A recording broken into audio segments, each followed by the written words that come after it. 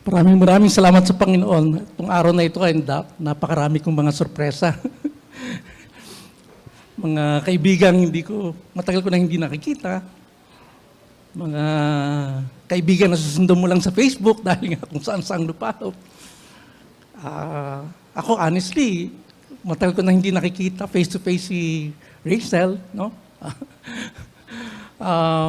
Parang ito yung mga bagay na talagang nakakamiss, no? Sa ating gathering. And siguro, this is the Lord reminding us na talagang He has created us as a church and as a community na we can draw strength, no? As we gather together, as we encourage each other. Yung presence mo na lang at yung mga ngiti, no? Parang wow. Kaya praise God. sabi ni Lucille, ang hirap dahil nga may mga takip sa bibig, no? Pero nagkakailan lang naman tayo sa mukha, no? Sa mata. No? And praise God even for that. So, let us continue to open our Bible dun sa verses na binasa sa atin. Hosea 14. I'll be referring to those verses from time to time as we go through the message.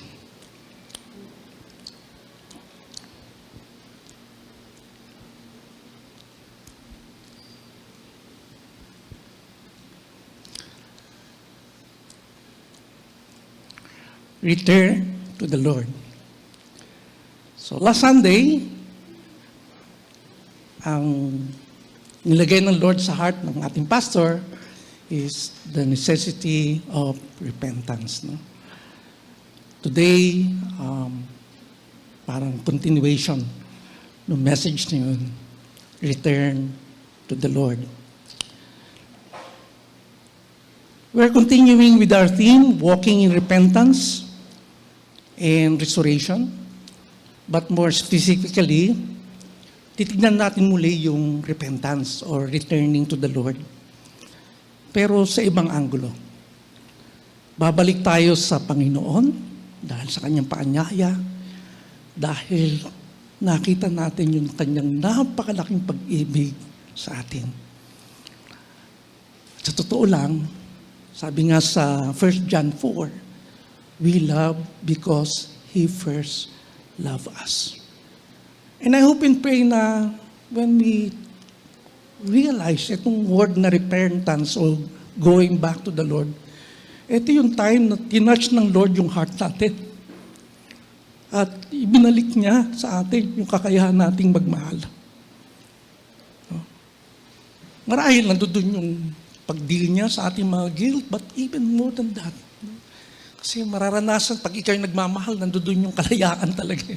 Freedom na hindi mo na aasikasuhin o iisipin yung iba. Kaya nga mga kapatid, ito ang panawagin ng Panginoon sa atin, return to the Lord. And we'll respond because we realize how great and how deep and how relentless that love is. Kaya nga, sa simula't-simula pa lamang, ito kagad ang bubungad sa atin. No? The Lord begs for us to return to Him. Ang Panginoon nagmamakaawa na tayo ay bumalik sa Kanya. Kung ang Bible ninyo ay katulad ng Bible ko, ESV, ang pamagat ng buong chapter is a plea to return to the Lord. No? Nagmamakaawa ang Panginoon na bumalik tayo sa Kanya. Actually, ito ang pinakatema ng buong aklat ng Hosea. Nakakagulat. No? Yeah, binabanggit niya yung impending judgment. No? Binabanggit niya yung tindi ng kanilang kasalanan. Pero more than that, yung kanyang pagmamakaawa.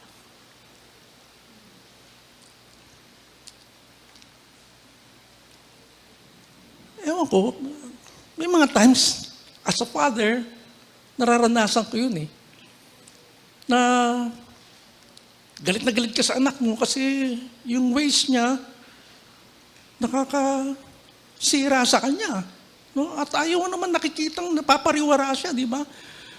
Pero na-overwhelm yung galit mo. Para bang, Lord, ako na lang. Pwede ba ako na lang? Kasi ganun na lamang pa, kung pwede lang na hilahin mo siya dahil mahal na mahal mo siya. Pero seldom nangyayari sa akin yung sa totoo lang, mga kapatid. Kasi mas nauuna sa akin yung galit at inis. No? Kasi para bang pagod na pagod ka na at ganito pa. No? In spite of everything. Pero the Lord, here, in Hosea, no, He's pleading.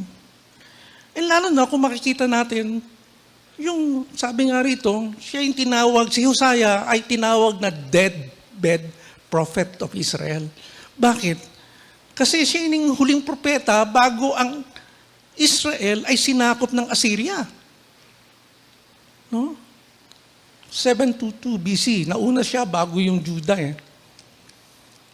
At itong panahon na ito, si Hosea nagpo-prophesy sa gitna ng karangyaan. Ibig sabihin, nagpo-prosper ang Israel. It's prosperous. At hindi siya aware dun sa moral decay na nangyayari sa kanyang kapaligiran. At sa kanya, para bang taken for granted na lang din yung pag-aalay sa mga Diyos-Diyosan. At makikita mo yan when you read Hosea. No? Pero imbis na galit at pagkamuhi,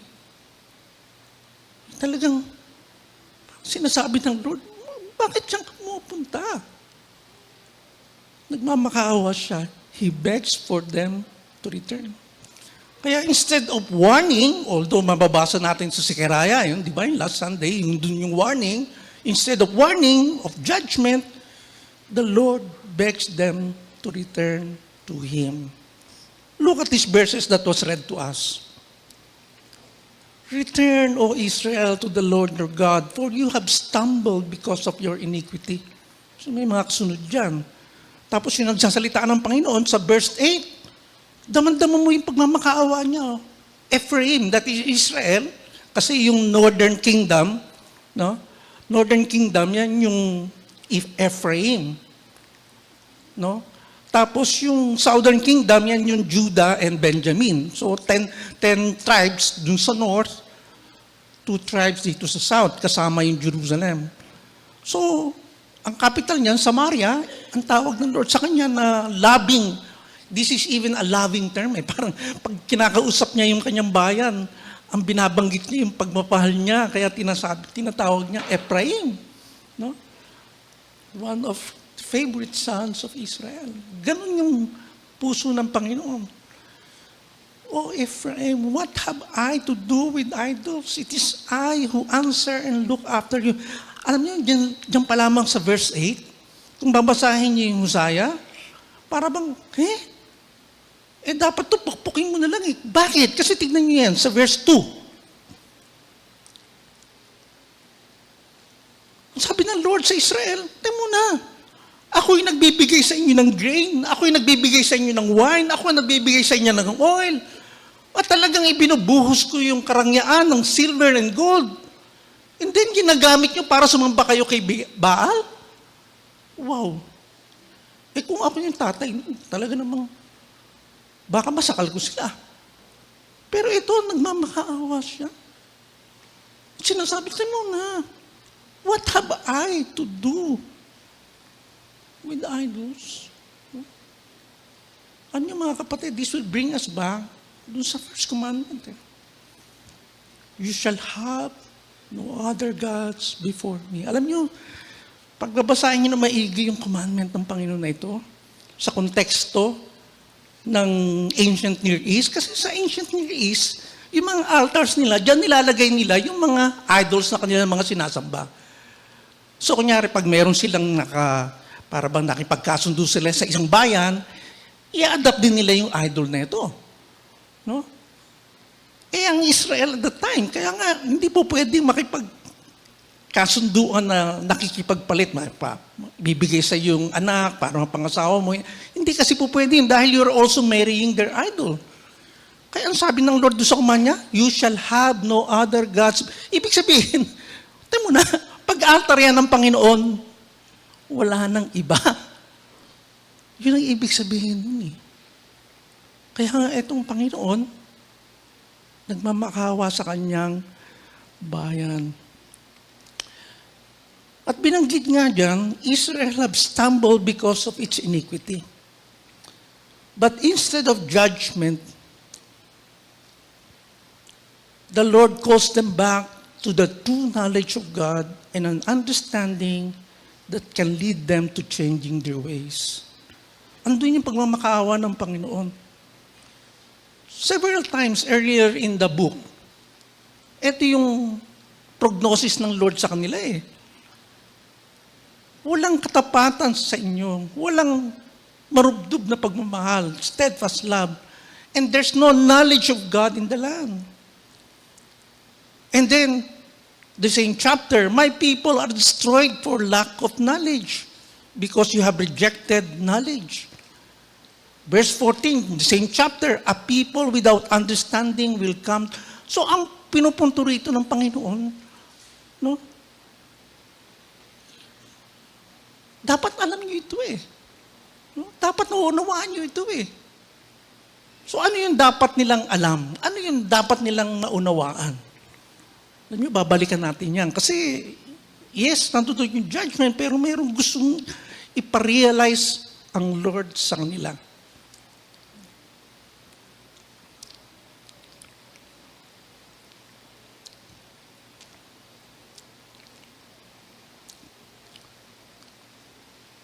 So, take that. No? Hawakan natin yun kasi knowledge and understanding. Pero what is that they need to know and understand for them to return to Him? Oo, they are mired in iniquity. Nakita natin yun kanina, no? Even 1 or 2 verses na binasa natin. But that's not only what the Lord is trying to show them. Kaya nga magandang tanganan natin yun, no? What is that knowledge and understanding that the Lord would like for them to realize? Ito na nga, He begs for them to return to Him, and He would even give them the words to know their hearts. He would even give them the words to be able to express themselves to Him. Alam niyo mga kapatid, bulaan yung puso natin eh. Jeremiah 17:9, di ba? The heart is deceitful, and only the Lord can discern what is in our heart. Kaya nga, oftentimes, ang ministry of the Word of God, ukilkilin yung puso mo para lubusan mo maunawaan, unang-una, yung sarili mo. We need God's Word to help us discern what is in our heart. These words that the Lord is giving them through Prophet Hosea actually summarizes what He has been telling them in the whole book. So kung titignan mo yung chapter 14, parang sinamarize niya yung sinabi niya from chapter 1 hanggang chapter 13. No? Kaya nga magandang i-refer natin yan, no? Pabalik-balikan natin yan. So ano yung sinabi niya? Take away all iniquity, accept what is good. Yan yung sinasabi ng Hosea. No? Take these words with you. At kung babalik ka sa Panginoon, no, these words will help you express yourself. Take away all iniquity. Tanggalin mo ang aking mga kasalanan.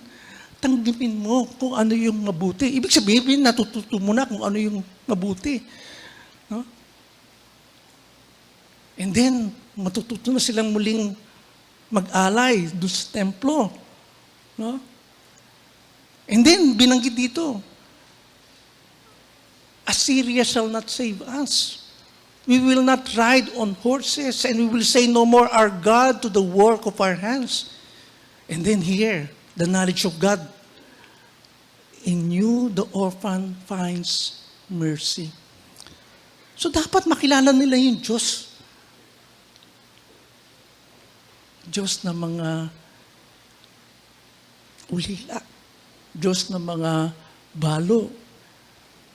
Yun nga, pag marangyana yung buhay mo, yan yung mga bagay na nakakalimutan mo in the margins eh. No? Nasa margins ng society. Kasi okay na okay yung life mo eh. But you see, here are some example. Na? Yes, Israel have stumbled because of its iniquity, but instead of judgment, the Lord is telling them what true knowledge is. So sabi ko nga, yung chapter 14 summarizes what the Lord has been telling through the prophet Hosea in chapters 1 to 13. So here are some example of how they have stumbled and what their sins are, no? Di ba sinabi nga rito,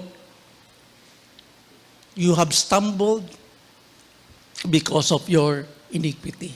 And the Lord gave them that word. Look at chapter 7. Woe to them, for they have strayed from me. Destruction to them, for they have rebelled against me. I will redeem them, but they speak lies against me. They do not cry to me from the heart, but they wail upon the beds for grain and wine. They gush themselves. They rebel against me. Yun yung mga ways nila when they are worshiping their idols. No? Para bang sinusugatan pa nila yung sarili nila para maging successful ang kanilang harvest.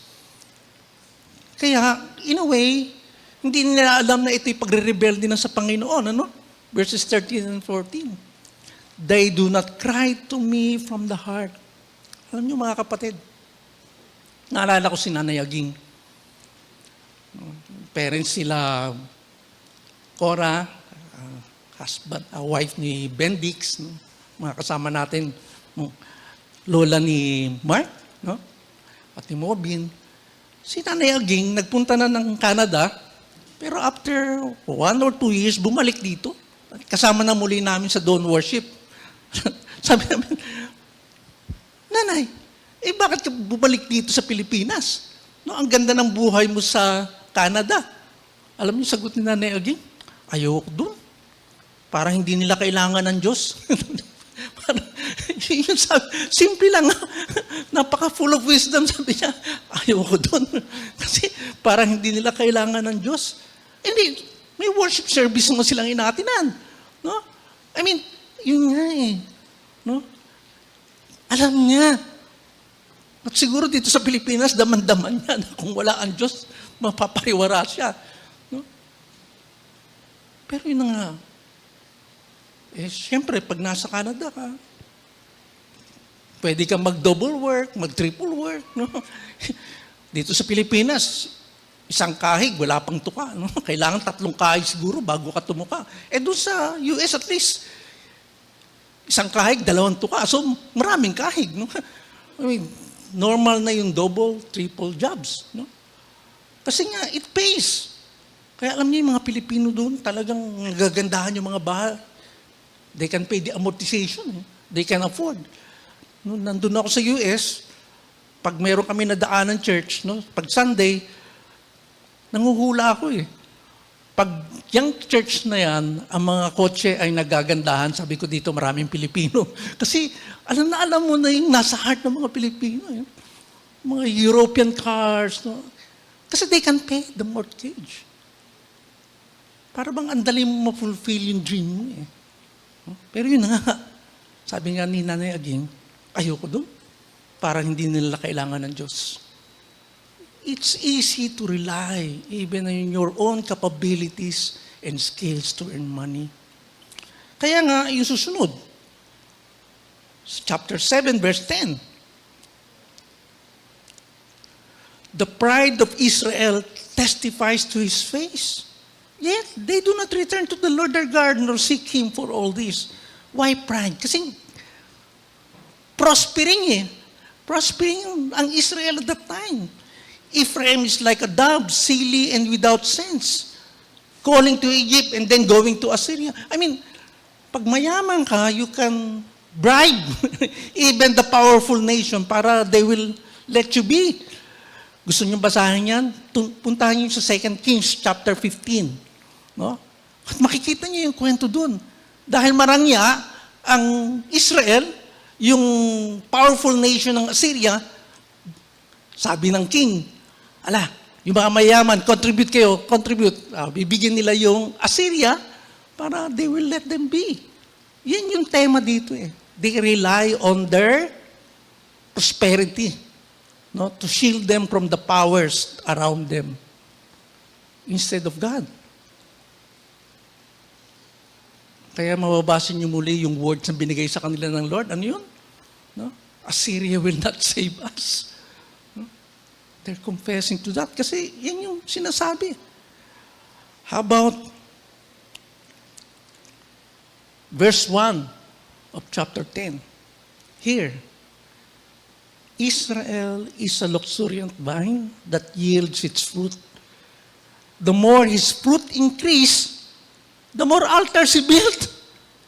As his country improved, he improved his pillars. Wow!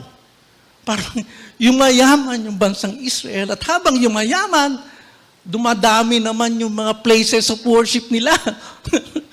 Mga pillars that they assembled in place in the high places.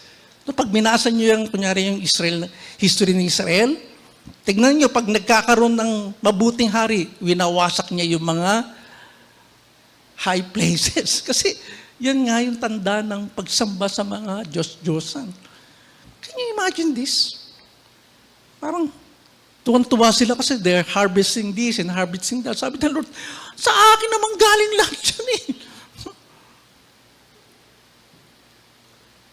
Pero yun na nga, no? Instead of judgment, He pleads with them. You see, mga kapatid, nowadays, we really need the Word of God, no? To help us discern the thoughts and intention of our hearts. Yan ang gift ng Lord sa atin even now eh.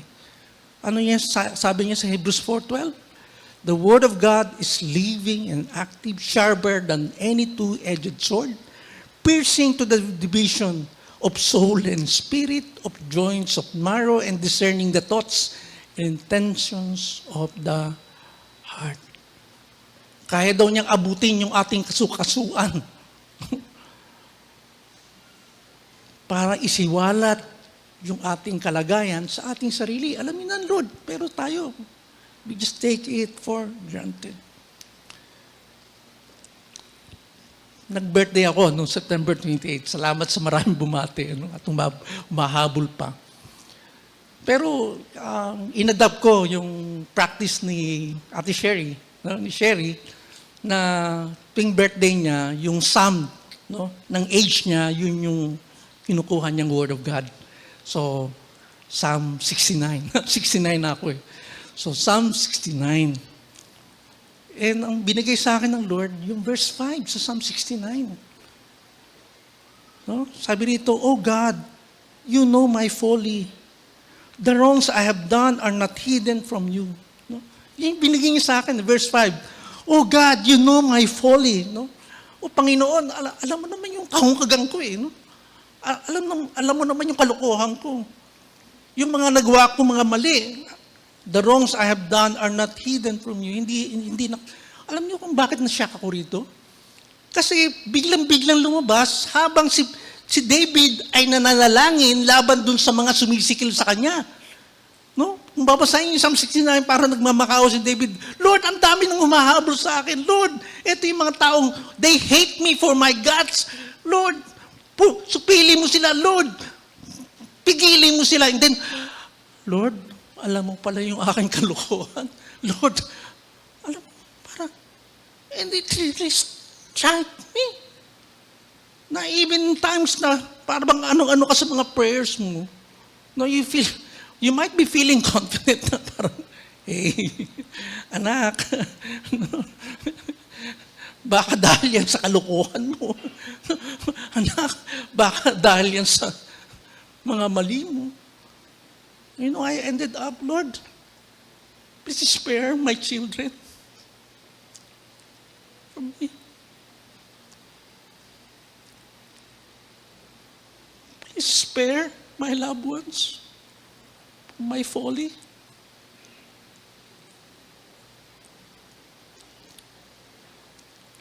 It's easy, no? Pero thank God, no? Thank God for His Word.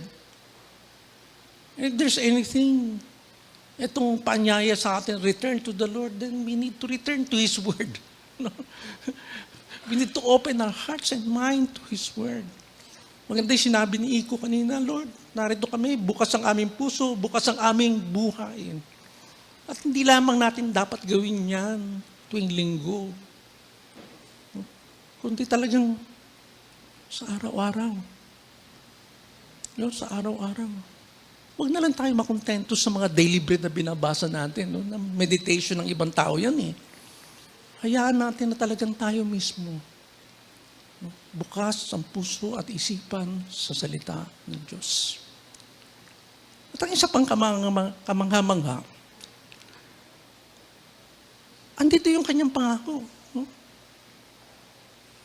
Oo, nababanggit niya yung impending judgment. At sa totoo lang, parang deadbed prophet nga kasi hindi nga nakinig, kaya sinakop sila tuloy ng Assyria. Pero sa gitna ng mga paalalang ito, andun yung kanyang pangako na sila ay paghilumin, sila ay pagyamanin, at sila ay muling magbunga. Sila ay muling talagang munlad. I will heal their apostasy. I will love them freely, for my anger has turned from them. I will be like the dew to Israel. He shall blossom like the lily. At marami siyang binanggit dito na alam ng bansang Israel. Like the blooming trees of Lebanon. No? Parang magiging ganito ka, anak. You see, sabi ko nga, ang tema ng Panginoon dito sa Hosea, yung kanyang pagmamakaawa sa atin para bumalik tayo sa Kanya. At dito, sa kabuuan ng Hosea, alam nyo, napakarami sunod-sunod ng mga pangako eh, no? Yan, nandun yung mga paalala tungkol sa mga kasalanan nila, sa kawalan nila ng kaalaman, pero interspersed ito sa mga pangako niya. And here's one. Simula pa lamang sa chapter 2, no? Verses 16 to 20. Sabi ng Lord, in that day declares the Lord, you will call me my husband, and no longer will you call me my Baal. For I will remove the names of the Baal from her mouth, and they shall remember to name them no more. I will make for them a covenant on that day with the beasts of the field, the birds of the heaven, and the creeping things on the ground. And I will abolish the vow, the sword, the war from the land, and I will make you lie down in safety. And I will betroth you to me forever. I will betroth you to me in righteousness and in justice, in steadfast love and in mercy. I will betroth to you to me in faithfulness, and you shall know the Lord. Wow, no?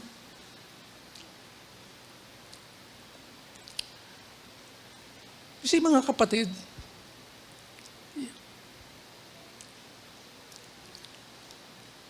yun na hindi natin matatawaran eh. Yung pag-ibig niyang walang kapantay. But have we really been struck in our heart with that realization? Sa pagtatapos, sa gitna ng matinding galit ng Diyos because sa kasalanan ng bansang Israel, nagmamakaawa siya. He begs for them to return. Bakit? It is because He loves them. At tayo din. Fiercely and relentlessly. Ano sabi dun sa John 3:16? For God so loved the world that He gave His only begotten Son, that whosoever believes in Him will not perish, but yun yung pinakatema ng pakikipagniig sa atin ng Diyos eh. For God so loved the world that He gave His only begotten Son, that whosoever believes in Him will never perish, have eternal love. How about Romans 5:8? Di ba memorize natin yan? How did God commend His love to us? This is the way that God commends His love to us. While we were yet sinners, Christ died. Ano sabi diyan? Samantalang tayo ay makasalanan, siya ay namatay. I mean, namatay ba siya para sa mga mabubuti? Hindi. Samantalang tayo ay mga makasalanan, Christ died for us. So yun yung natutunghayan natin. You see, last Sunday, the Lord placed His word in the heart of our Pastor Ronel. And I hope each one of us have started praying about that strong words. You know? Pastor Ronel expounded on God's appeal for us to repent. Kaya nga, the necessity of repentance. Pero yung kanyang appeal, conditional. Di ba? Verse 3 ng chapter 1. At in-expound sa atin ni Pastor Ronel. Therefore say to them, thus declares the Lord of hosts, return to me, says the Lord of hosts, and I will return to you. Conditional. Bumalik ka sa akin, babalik ako sa iyo. Pero ang word sa atin ng Hosea ngayon, hindi. Last Sunday, it's an appeal to return to God. At sabi nga ni Pastor Nel, in-expound niya si Keraya, return to me or you will face great anger of God. Hindi ka babalik, ay talagang haharapin mo yung pagkamuhi ng Diyos. See, the Lord placed this word in the heart of our Pastor Ronel to wake us up from the trap of normality. Sabi nga ni Pastor Ronel, no? Parang, balik na lang sa normal yung buhay, no? At okay lang yung buhay mo, normal. I remember, sumasama pa ako noon sa mga teams, kumakatok kami sa mga bahay. Hindi ko talaga makakalimutan yung isang kinatok kong bahay. No? At kung interested sila sa salita ng Diyos, no? Or Bible study, or sharing of the Word of God, ang sagot sa akin ng father of the family, no, we are practical Christians. Mga practical daw naman sila. So, hindi nila kaya. Hanggang iniisip ko pa, siguro yung sinasabi, hindi, normal naman yung buhay namin. Hindi kami masasama. So, hindi namin kailangan yan. Para lang yan sa mga matitindi siguro at may mga hinaharap na crisis. Nag-stuck talaga sa mind ko. No. We don't need the Word of God. We are practical Christians. So the Lord has placed His heart in the heart of our pastor Ronel to wake us up from the trap of normalcy, to wake us up from mediocrity even in our worship, to wake us up in our apathy, in our relationship with God. No? Parang wala na yung passion. At ang sabi nga ni Pastor Ronel, hey, we are not called to be normal. And he cited 1 Peter chapter 2, di ba? No? That we are a people who belongs to God. We are called to proclaim His excellencies. No? Kaya nga, ang appeal ni Pastor Ronel sa atin, huwag na tayo mag-procrastinate. No? Para bang, hindi, mamaya na. No? Busy ako ngayon. Wala eh. Huwag daw tayo magpakuya-kuya-kuya sa ating mga bahay at maging kontento na lamang sa available na mga online worship services. Dahil ang ganyang klaseng buhay, that will lead to atrophy. Alam niyo, atrophy, yung unti-unting pagkamatay. Unti-unting pagkatuyo. Little by little na lumalayo ka sa Panginoon at saka nagpapaanod na lang sa takbo ng buhay. But this appeal is still conditional. Today, walang kondisyon. Nagmamakaawa sa atin ang Panginoon. Return to me.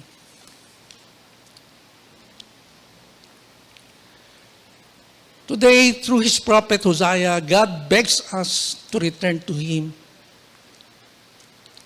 And we return to Him when we have that true knowledge and understanding that we realize how much He loves us because of His first love for us.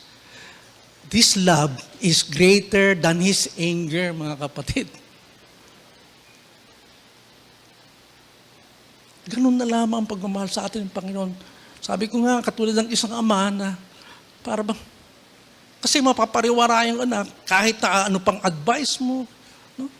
And I really admire yung mga fathers sa atin dito na talagang naabot-abot yung panalangin kasi sa galit nila, diyan ka na lang sa labas ng bahay. No? Parang, and they trust the Lord with that. Ang hirap. No? Pero yun nga eh. Hindi ganun.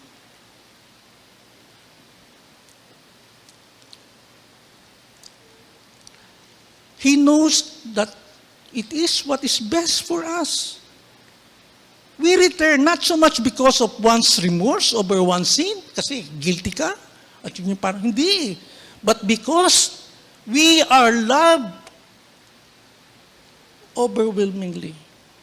We return because we are overwhelmed by God's love. You see, it's a love that tolerates no rival. Take note of Hosea's recurring theme about Israel. When the Lord first spoke through Hosea, the Lord said to Hosea, "Go, take to yourself a wife of whoredom, and have children of whoredom, for the land commits great whoredom by forsaking." Ayokong sabihin sa Tagalog, masama talaga ang dating eh. No? Para bang, hanapin mo yung babaeng hindi kontento sa isang lalaki. I mean, I've joined ministries that minister to the street women, no? I guess that's a more acceptable term, no?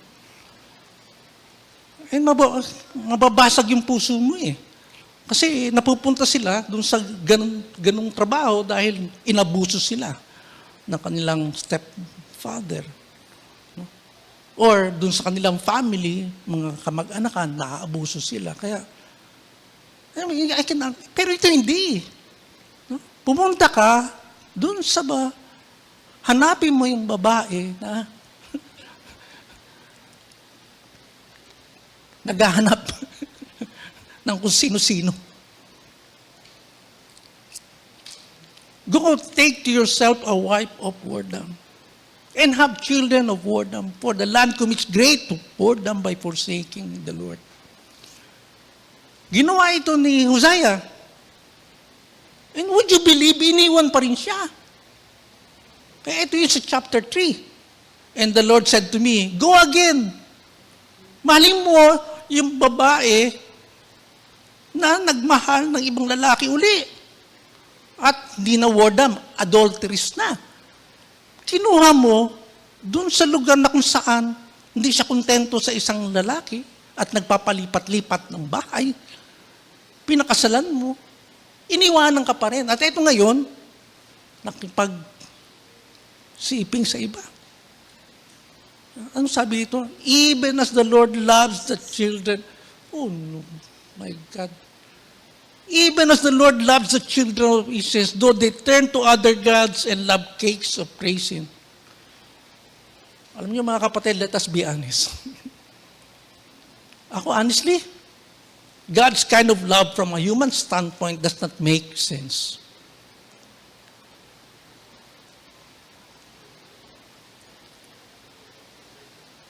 There was this book I really appreciate by Ate Evelyn, one of the best Christian writer that we have here in the Philippines. Tanda na ako siguro, kaya ako na lang umabot sa kanya. Pero I hope and pray you can get a copy of that book. Title niya, kalimutan ko yung pangalan ng babae. Pero yung kwentong ito, napakaganda kasi yung lalaki na in love dito sa babae, successful na office woman, and after a while, naging honest yung babae sa kanya.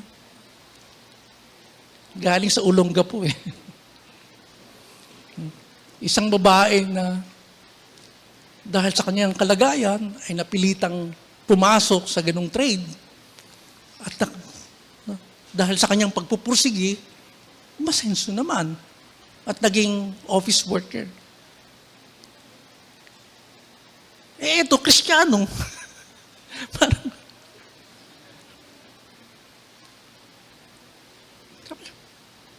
hindi nga, parang, ha? Mapapangasawa ako isang babae na kung sino-sino ng lalaki. Ano, natikman? Paano ko magagawa yun? Until the Lord touch his heart in a very special way. Kasi yung girl, matapos pag-confess sa kanya, ay bumalik sa Olongapo para magtayo ng isang ministry para tulungan yung mga babaeng nasasadlak sa ganung kalagayan. Itong lalaki, nakita niya na lahat naman tayo basag eh, sabi niya. Lahat naman tayo basag. But the Lord heals and restores. Doon niya nakita.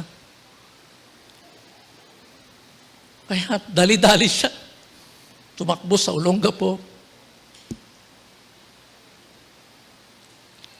Yan, alala ko na. Pangalan niya Abigail. Kinuha niya ang kanyang minamahal na Abigail. Okay, sana yung first part dito kay Hosea, di ba? Kinuha niya mula sa putikan. Pagkatapos yung iniwan siya uli, siguro kung may sequel yun, wala na. No? Siguro. Hanggang doon. Kaya, ito, iniwan uli. At sabi ng Lord kay Hosea, habulin mo. Kasi ganyan ang pagmamahal ng Lord. Come on. Let us not kid ourselves. God's love does not make sense. Yes, it tolerates no rival, but it does not eliminate what we replace Him with. So kung pinalitan mo ang Lord ng iba, hindi niya i-eliminate yun eh. Instead, He will patiently wait for us. And He would even allow us to reach rock bottom, and He still reaches down to us. Can you imagine? And when we, because of guilt, cannot forgive ourselves, now at least, He can lead us back to the cross and make us realize, anak, ganyan kita kamahal. This is why the last verse is God's word to us today. Ano yung last verse? Verse 9. Whoever is discerning, whoever is wise, let him understand these things. Whoever is discerning, let him know them. For the ways of the Lord are right. Ang gawin daw ng Panginoon, ang gawin niya ng pag-ibig ay siya talagang tama. And the upright walk in them. But take note, but transgressors stumble in them. Sabi dun sa translation na binasa sa ating Rachel, but those who are transgressors, yung mga kasalanan, will die. Will die. Because of the ways of the Lord. Parang hindi nila matanggap. Madali siguro para bang marinig, pero once you get it, na how this is really expressed, mahirap eh. Isang halimbawa, yung parable ng Matthew 20, yung mga walang trabaho, tapos yung may-ari ng vineyard. Kasi ganun sa kanila, para bang maagang-maaga pa, lalabas na yung may mga vineyard para kumuha ng mga manggagawa. Para gumawa doon sa fields nila. Siyempre, makikita nila yung mga matipuno, kukunin kagad nila yun. No? So nakakuha itong owner ng vineyard. Early in the morning, 6. Pagdating ng 9, lumabas siya uli. Meron pa rin mga nakastambay doon. Sabi niya, bakit wala nag-hire sa inyo? Wala po eh. Sige, punta kayo sa vineyard. No? Yung una, nakipagkasundo siya. Ibig sabihin, full work, day, then daily wage, complete. Etong 9 o'clock, sabi niya, trabaho lang kayo doon, ako na bahala. Pagdating ng alas 12, lumabas siya uli, marami pa rin walang trabaho. Punta kayo doon sa vineyard. No? Akong bahala. Pagdating sa alas 3 ng hapon, meron pa rin. Trabaho kayo doon. And then, on the 11th hour, alas 5 ng hapon, kasi, magsisimula yung bilang, alas 6 hanggang alas 6 eh. So, yung 11th hour, alas 5, meron pang walang trabaho. Punta kayo doon.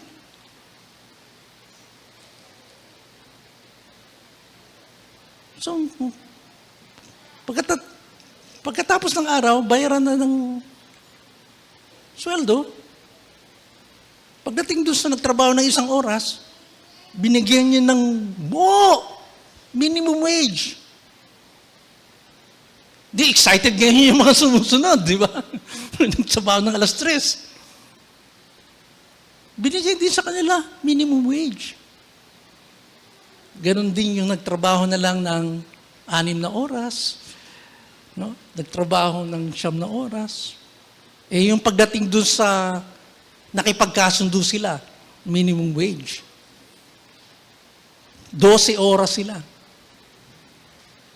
Pagdating nila, minimum wage din binigay sa kanila. Galit na galit sila. Kami nagbanat ng buto sa init ng araw, tapos minimum wage. Pero anong kasunduan natin, di ba? Yan yung kasunduan natin. And you know what's telling? Sabi rito, Matthew chapter 20, dun sa last verse. Am I not allowed to do what I choose with what belongs to me? Sabi ng vineyard owner. Hindi ba ako? Di ba pero ko naman ito, kaya ako ang nagbibigay ng sweldo? And then ito sabi niya, or do you begrudge my generosity?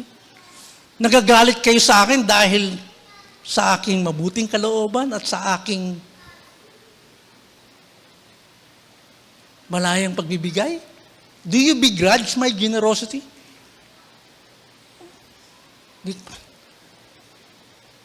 You know, it stuck to me. Not until I was doing this Bible study doon sa isang squatters community. And I laid them down this. No? Ito yung mga mga daily wage earner. At kung walang trabaho, bibili na lang ng sabaw. At kung mayroong rice, yun na lang yung ulam nila. O hihingi na lang sabaw sa mga tindahan. Ganun yung buhay nila. So, ito yung Bible study ko sa kanila. Alam nyo, hindi nila maintindihan yung response. Bakit sila nagagalit? Pare-pareho naman silang isang kahig at isang tuka. Hindi ba kailangan naman ng bawat tao yung minimum wage? Kahit na ito na lang yung trabaho. I was really shocked. Sa mga taong walang-wala, alam nila yung makatanggap ng kabutihan. How do we translate that in our lives? No? Kasi sabi rito, the Lord's ways are right. The upright walk in them. But the transgressors will stumble. They will begrudge the generosity, the grace of the Lord. Oh, wow. Kaya nga mga kapatid, let us realize why Paul prayed this prayer in Ephesians chapter 3. For this reason, I bow my knees before the Father, from whom every family in heaven and on earth is named, that according to the riches of His glory, He may grant you to be strengthened with power through His Spirit in your inner being, so that Christ may dwell in your hearts through faith, that you, being rooted and grounded in love, may have the strength to comprehend with all the saints what is the breadth and length and height and depth, and to know the love of Christ that surpasses knowledge, that you may be filled with all the fullness of God. Alam niyo mga kapatid, talagang kailangan talaga natin yung panalangin na yan eh. No? Kasi sa totoo lang,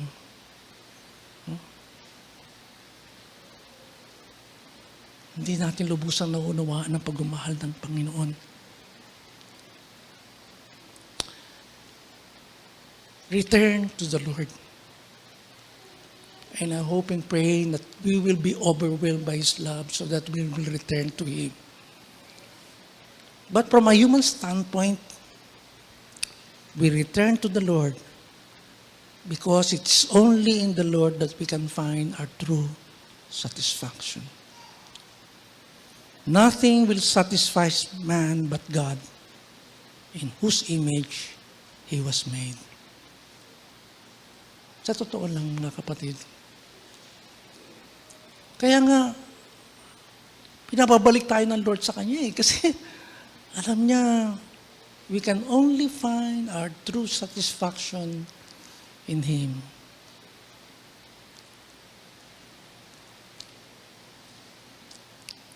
Maganda yung binanggit sa atin ni Pastor Ronel na salin sa Tagalog ng repentance.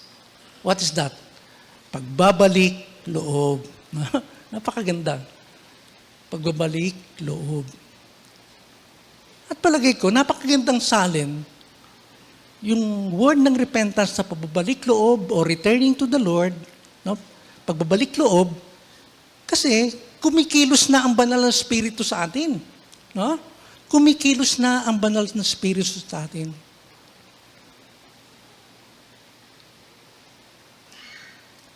Upang makita natin na sa totoo lang, Diyos ay pag-ibig at Siya ang lahat at higit sa sapat na.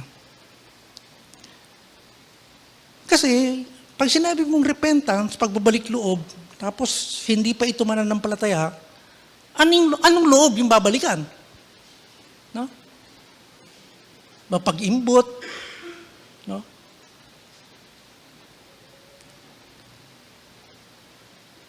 Isang loob na puno ng pagnanasa. Isang loob na nagkikimkim ng galit. So yun yung balik loob na hindi maganda. Ibig sabihin, pag hindi ka pa Kristiyano, no, hindi, it does not apply to you. Kasi yan yung loob na babalikan mo eh. Pero sa atin, supposedly, natunghayan na ang dakilang pagmamahal ng Panginoon, it's really very good na magbalik loob. Why? Because He created us in His image. At kung doon tayo magiging totoo, yun yung ating mababalikan. At sa totoo lang, kung ukikiling mo yung puso mo, alam mo na in the end, it's really love that matters. Meron akong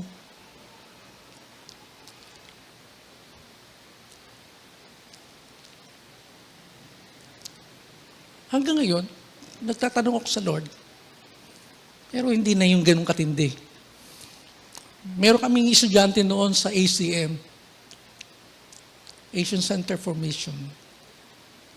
Nagpe-prepare siya for mission, kasama siya ng grupo namin. I think batch 2 ata siya, no? Si Jean.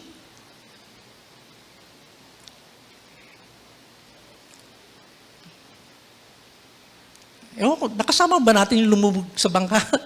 Si Jean. Very slim na babae. Sila lang dalawa ng kanyang tatay. No? Alam niya, pero wala nakakaalam na iba. Pati yung tatay hindi alam. Meron pala siyang leukemia. Meron pala siyang leukemia.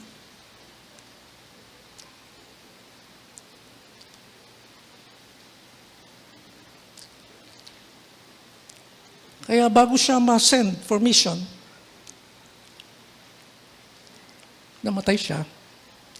And when they found them, no, she was actually prostrated in prayer. Nakikipag-usap lang sa Panginoon nung mamatay siya. Sabi ko, Lord, bakit mo pabayaan pa mag-train? Parang, kukunin lang pala niya.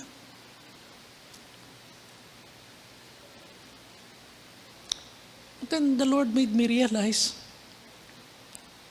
anak, mahal na mahal ako ni Jill.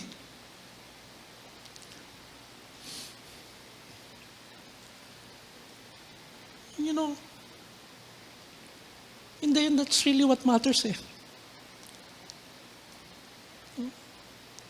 Alam niya, mamamatay siya, pero she is still following what the Lord has placed in his heart.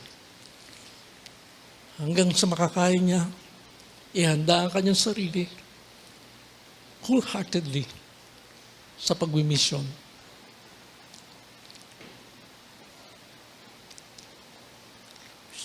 It's beyond our measure eh. Kaya pag human measure lang, wala, mawiwindang tayo eh. So in the end, I hope and pray you will hear, and more than that the Lord will just overwhelm all of us with His great love. At kung ano man yung pinagdadaanan natin, ano man yung struggle ng puso natin, alam ko mga kapatid, we know deep in our heart,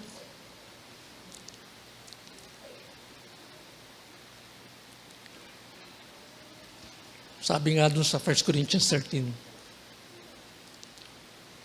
love will never end.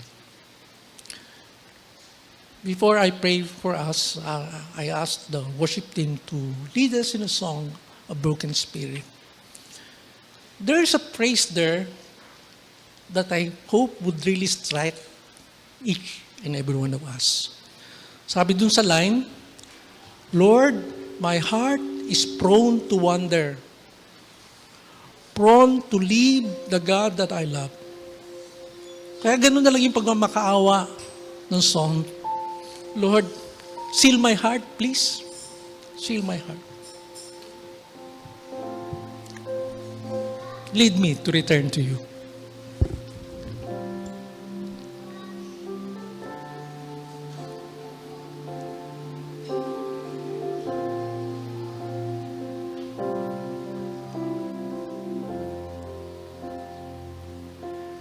A broken spirit and a contrite heart you will not despise. You will not despise. You desire truth in the inmost parts. A broken spirit and a contrite heart. A broken spirit and a contrite heart you will not despise. You will not despise. You desire truth hearts, a broken spirit, and a contrite heart. Lord, my heart is prone to wander, prone to leave the God I love. Here's my heart, Lord, take and seal it for your courts above. A broken spirit and a contrite heart you will not despise. You will not despise. You desire truth in the inmost parts. A broken spirit and a contrite heart. Lord, my heart is prone to wander, prone to leave the God I love. Here's my heart, Lord, take and seal it for your courts above. A broken spirit in a contrite heart you will not despise. You will not despise. You desire truth in the inmost parts. A broken spirit in a contrite heart.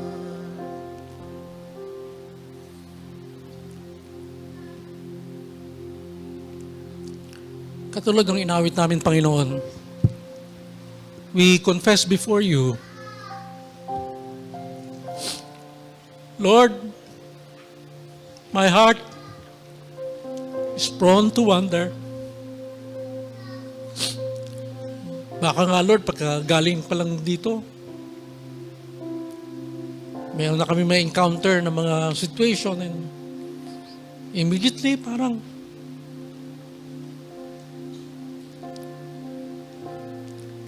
punta uli kami dun sa default namin na seemingly we can live our lives apart from you. Mas madaling maging practical.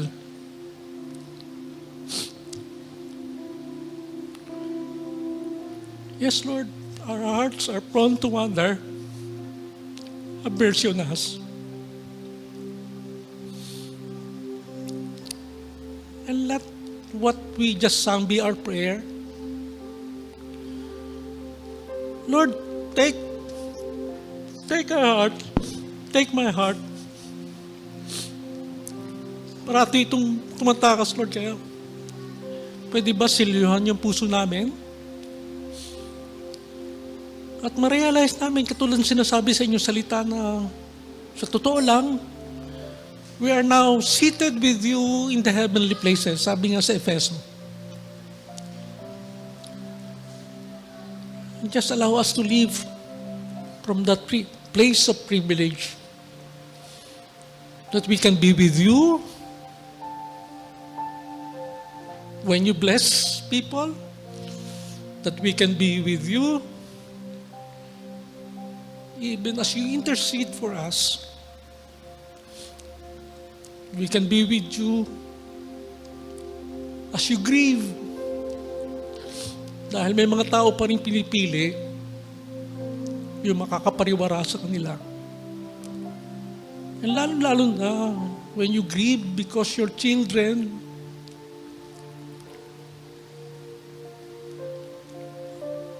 tend to leave and veer away from the path that you have set for us. Yes, Lord, seal our hearts. Maraming salamat, Panginoon, for your grace, for your great love.